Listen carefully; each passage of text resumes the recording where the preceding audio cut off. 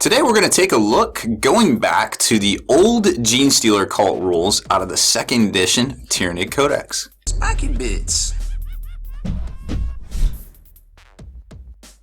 Make sure you stay in the trenches by becoming a supporter over on Patreon and also scoring yourself some free miniature swag in the process. Subscribe to this YouTube channel. Check out our site, spikybits.com, for all the hot hobby tutorials, news, rumors on all your favorite hobby topics. And head on over to thelongwar.net. That's the home of the battle reports for exclusive content, early access videos, and more. Become a veteran of the Long War today.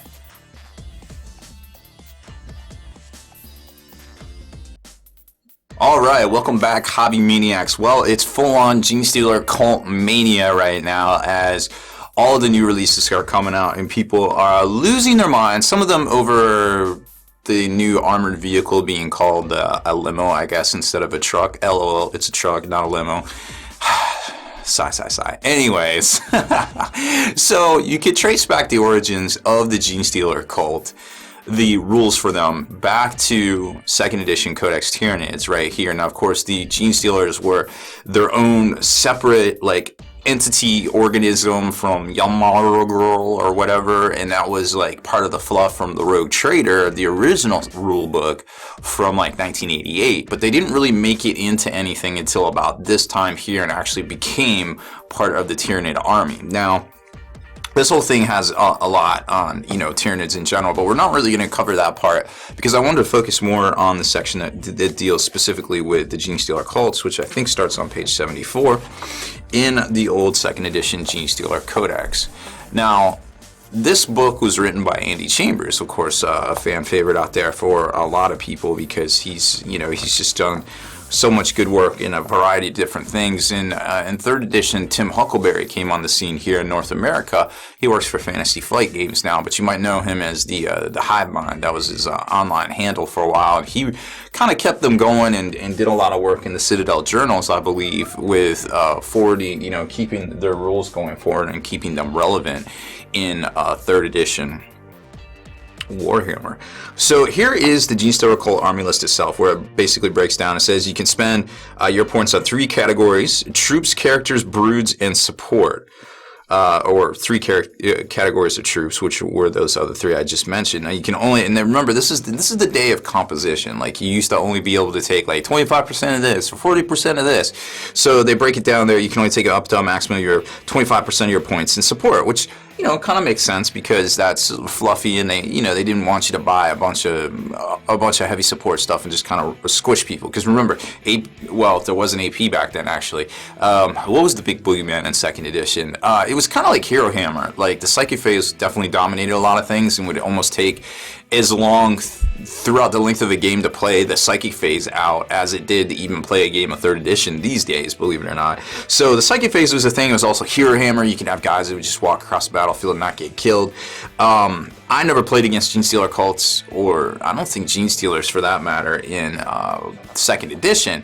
I did play against a bunch of different armies, sometimes losing before the game even started with preliminary bombardments, I think it was some sort of chemical shell or something like that.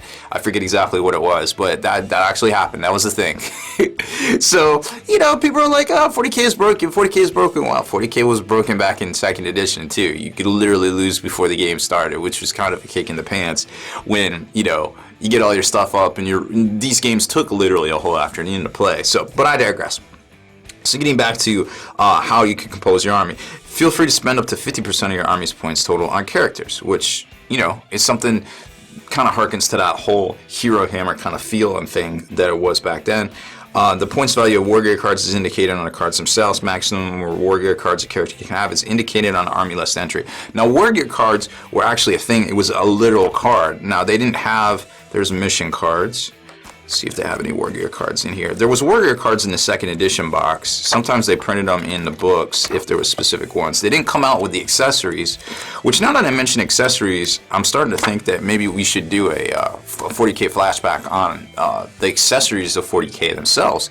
Just going over all the stuff and kind of how that involved, because originally everything was in these books and you would cut them out and then you would have them as quick reference, but then they started, actually printing them out themselves and charging for things, and then you would have stuff like tokens that they actually did in 5th edition, 6th edition times, actually more 5th edition, and then you could also get stuff like range lasers and all even the terrain technically you could say is an accessory. Maybe we'll look at doing that here in the near future. Anywho, back to this. So army commander must be led by a commander, which today would be an HQ or a lord for us. The Genestealer Patriarch or a Magus, because, that's basically the same as it is today, right? If it includes 2 characters who are eligible to command it, you must choose. So very similar to the warlord traits, or warlord, picking a warlord that we have today. Let's see, what else is important here. Basically how to elect a new leadership, a new leader if something happens. Brood brothers do not count as leadership 10 for hatred when they take this test. Vehicles with broken morales are abandoned by their crews. Flee 2d6 on foot. Whoops. Broods were basically support. At least 25% of your army's points had to be spent on broods, which I guess, are, basically troops, right? So, for example, a brood squad may contain between 10 and 20 brood brothers, while a Genestealer brood might have between 6 and 20. Because basically, they kind of, what's the reasoning here? That was basically their composition, so to speak. And then you have support, where support could be anything from like Genestealer Cults to I want to say there was like actually heavy weapon platforms and things in here too.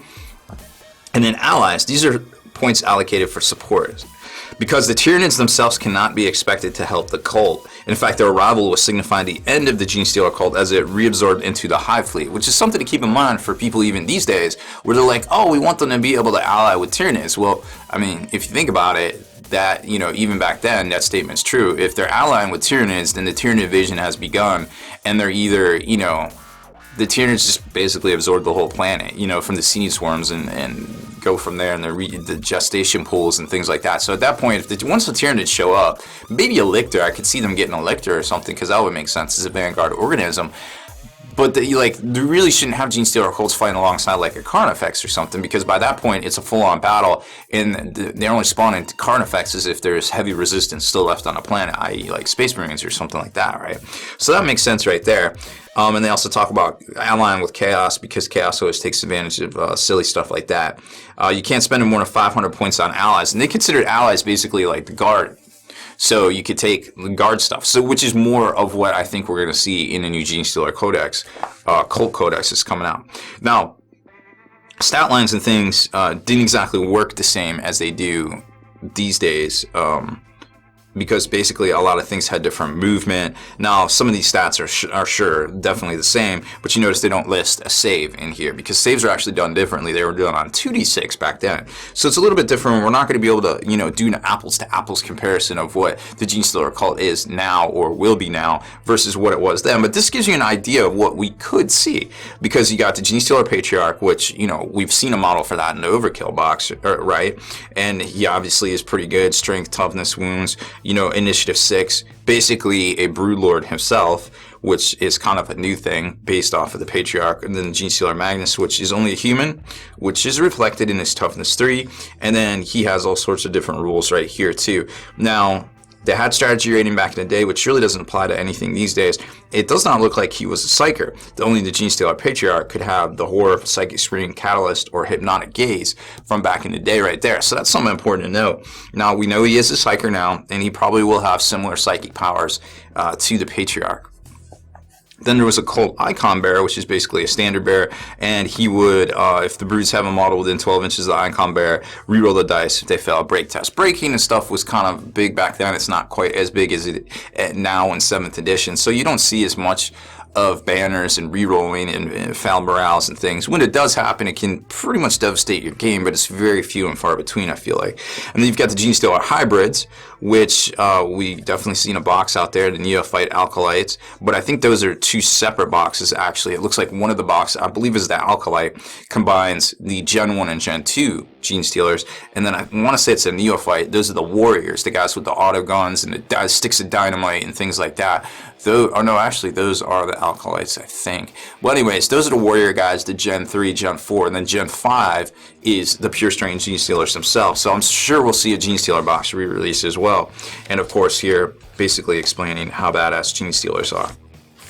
And then we get into the hybrid brood, which this is basically the same thing as it was over there.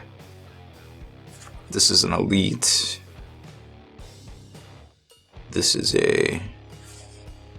Oh, this, okay, so that's under character, that's under brood. So this is basically your troop version of it. Blood brothers right here are humans that have not changed yet. So you're these are basically like your guardman level kind of guys right here. And then support, you have basically your brood brother heavy weapon team, rapier laser destroyer, mole mortar, tarantula, and thud guns. Those are your support platforms basically for the guard. Now, it'd be interesting to know, when it comes to vehicles, they had access to a lot of these different vehicles right here. Land Raider, Rhino, Predator, Lehman Russ, Chimera, Sentinel, and Imperial Guard Landspeeder. Yes, the Guard used to have a Landspeeder, believe it or not. So that's kind of cool to see there. So you've got kind of how all of that works. And then you get over to here, and it goes into their specific war gear list and what they can take. So basic weapons, heavy weapons, grenades, and assault weapons, armor, and things like that right there. And then it gets into tactics, like basically how to play the Tyranids themselves. And a cool thing about back in the day, you would have basically the catalog for the entire range in the back of the book with the part numbers for the bits. So if you just wanted to order the bits themselves, you could right here. Remember, this is the day of mail order. So basically having a free catalog inside of the book would help them sell things, which is, you know, not exactly the case today with the internet, but it's, if you're always like, what? Why is that in the back of the book? They actually put this in with a lot of the models too. You get a little kind of like exploded diagram with all of that stuff there. So this is basically the earliest that I can remember vestiges of the Genestealer cult right here. Now there is some artwork in here, so I'm wondering if there's something a little sooner that I forget about. But then again, this is about 93, 94 time for the hobby. So it's, you know, it's possible that something came out, like a journal article or something like that, that I don't remember. But that gives you a good idea of what we might expect from a new Genestealer Cults army book for, you know, or codex that's coming out here shortly, and a whole bunch of new models for it as well. So that is our 40K flashback or hobby flashback for the week. I hope you enjoyed it. Maybe we'll go over the whole Tyranid Codex in earnest here in the near future as well. Deleted scenes, bonus content, and all the interviews and post-game wrap-up videos can be located in the Hall of Veterans on thelongwar.net.